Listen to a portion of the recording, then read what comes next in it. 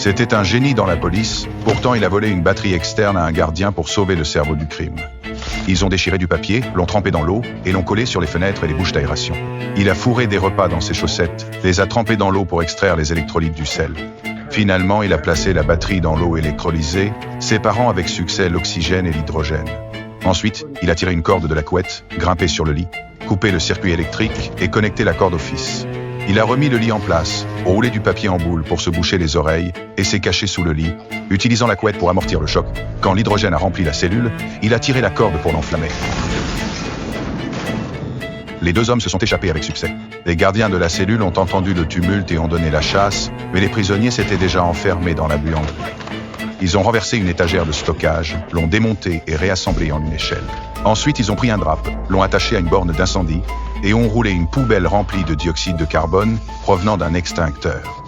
Enfin, ils y ont versé de l'alcool, créant avec succès un agent réfrigérant. Il a appliqué l'agent réfrigérant sur les barreaux de sécurité et les a tapotés légèrement, créant une sortie. Ils sont sortis par la fenêtre et ont jeté le drap qu'ils avaient emporté en bas pour créer l'illusion d'une évasion. Puis ils ont accroché l'échelle sur le toit. Au moment où les gardes sont entrés dans la buanderie, ils avaient déjà escaladé le toit. Ils se sont échappés de la prison avec succès et sont entrés dans les bois. Mais le criminel avait appelé Forbica, qui l'a assommé. À son réveil, il se retrouva dans le coffre d'une voiture. Il débrancha les fils des feux arrière et utilisa le code Morse pour envoyer un signal de détresse. Mais submergés par le flux dense de véhicules sur les écrans de surveillance, les quartiers généraux ne purent le localiser. Le criminel l'emmena dans une cachette, tentant de lui arracher la vérité. Bien que l'azote soit non toxique, en inhaler de grandes quantités peut provoquer une asphyxie. Il donna un coup de pied dans la bouteille d'azote, délogeant la valve, et assomma plusieurs ennemis. Le cerveau du crime sortit un pistolet, mais son partenaire arriva juste à temps.